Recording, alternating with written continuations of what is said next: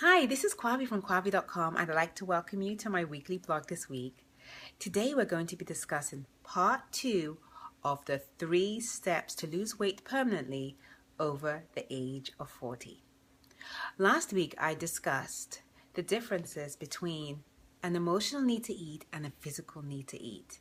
If you missed that, I'd love for you to visit my website at www.kwavi.com and select the health style tab. Okay, so if you go to my website www.kwavi.com and just select the tab health style blog. So let's get on with it.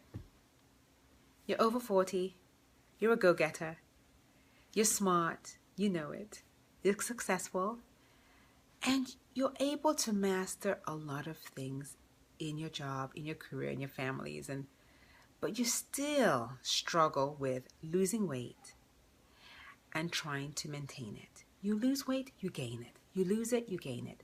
And it's just a source of frustration. You're intelligent and you're trying to figure out, why can't I lose this weight permanently?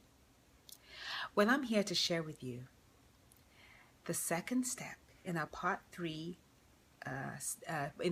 series of losing weight permanently over the age of 40. So the second step that we're going to be talking about today is categorizing your food. This is essential and very important. Because when you categorize your food, you're able to figure out when you're eating for nourishment and when you're not eating for nourishment, and able to kind of balance it out. So the first one is fuel eating. And fuel eating is when you eat for the pure purpose of nourishment. That's all it is. That's when you eat your green leafy vegetables. That's when you eat your whole grains. That's when you eat real food, not processed food, just real food. Now, with fuel food, you have to eat it about 90% of the time in order for it to be a healthy balance. I compare fuel foods to efficient employees, excellent employees, employees that get in, they do the work, and they get the job done. That's exactly what fuel foods do. They go into your body and provide exactly what your body needs. The next category we're going to talk about is joy food. Now, joy foods are exactly what it says. They provide joy. They make you feel happy. You're excited when you eat them, but they don't provide any nourishment. With my clients, I always recommend that they eat about 10% joy food. Because I don't believe in deprivation, I don't believe in starvation. Now with joy foods, I liken them to temporary employees. You hire them for a specific purpose and then they're on their way. That's exactly what joy foods do. They provide that, excitement for a little bit, and then, it's very short-lived and it's over. The next category we're going to talk about is fog eating. Now with fog eating, we all really fall into this category. And what happens in this category is we eat and we're completely unaware. You could be watching maybe a movie, for instance. You have a bag of chips, you're eating, and then you get to the bottom and you're like, how come it's finished? And you look around, there's no one there, and you realize, I must have finished it. But guess what though? You were completely unaware. The challenge with eating like that is, you can eat so much without being aware of it. But the good thing is, once you become aware, you can take steps to stop it from happening on a regular basis. And with fog eating, I compare them to lazy employees. They're employees nonetheless, but they provide no benefit to the company. Just like, when you fog eat, you eat a bag of chips, you're still hungry. You eat a bag of popcorn, you're still hungry.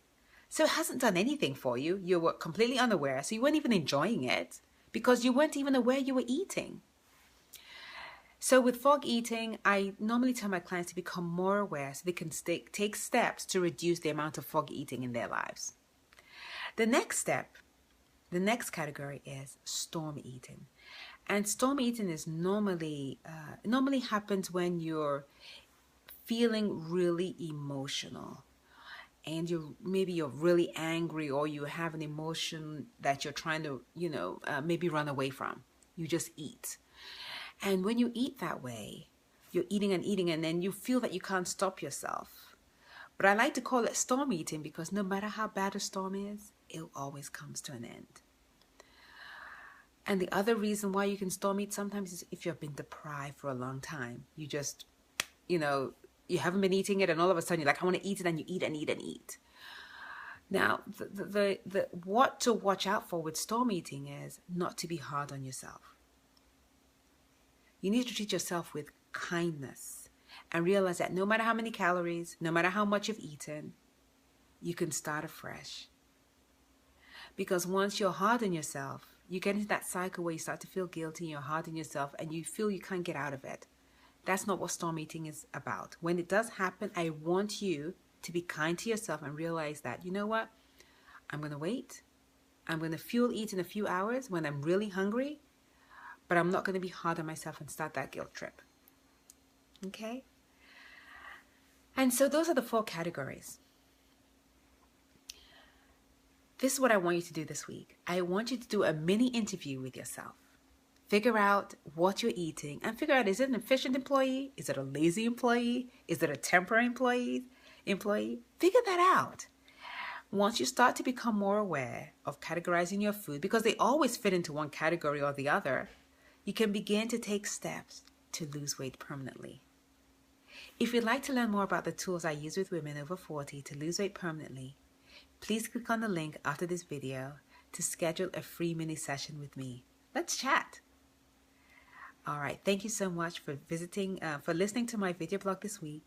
Take care and have a wonderful week. Bye.